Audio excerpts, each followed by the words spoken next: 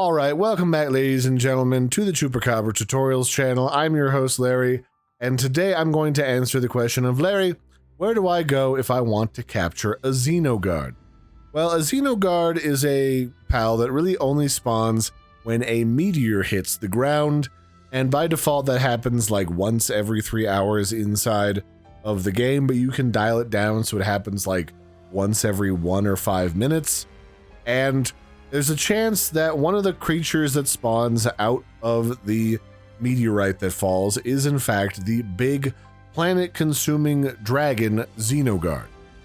About 2/3 of the time it's some shark-looking Xeno invader guys. Those ones you don't really have to worry about.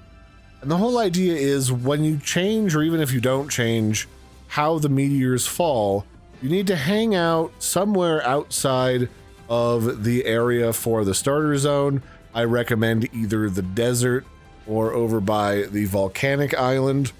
And here you can just hang out, catch pals, explore, and eventually you will experience a warning that says, hey, there's going to be a meteor falling, and then you can go see that there's a Xenogard that fell from the sky, spawned, and is currently obliterating some syndicate soldiers. Just fight him, and then you can capture him and add him to your repertoire. You can even ride him like a horsey.